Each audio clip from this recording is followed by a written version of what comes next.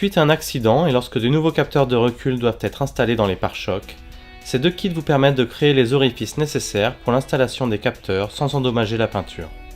Des outils de positionnement sont fournis pour s'assurer que les capteurs soient bien maintenus en place le temps que la colle sèche. Certains panneaux ont déjà la marque des positionnements des capteurs. Si ce n'est pas le cas, vous devrez vous référer aux informations du constructeur pour déterminer la localisation précise des capteurs ainsi que le diamètre du trou.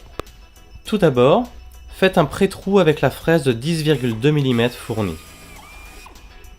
Puis, choisissez le bon diamètre de l'emporte-pièce, assemblez l'emporte-pièce sur le panneau.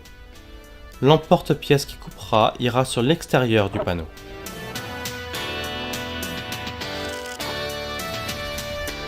Maintenant, utilisez une douille de 17 ou une clé et resserrez l'emporte-pièce en tournant dans le sens des aiguilles d'une montre pour forcer l'emporte-pièce à créer le trou dans le pare-choc.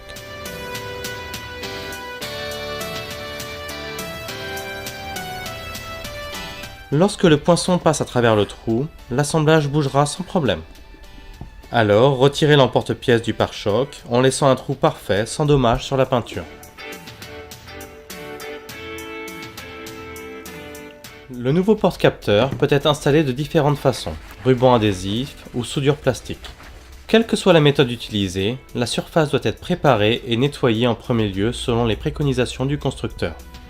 Les outils de positionnement de capteurs permettent de maintenir le porte-capteur en position le temps que la colle ou la soudure est prise ou que des agrafes de fixation aient été apposées. Voici l'utilisation d'adhésifs tel qu'il est recommandé par ce constructeur.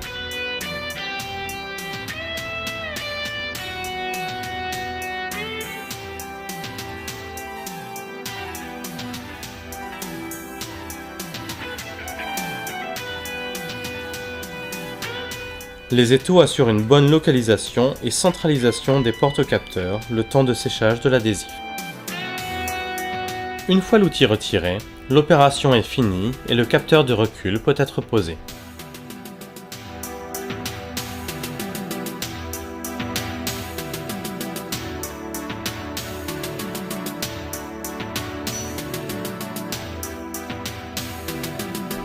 Une nouvelle solution professionnelle de PowerTech.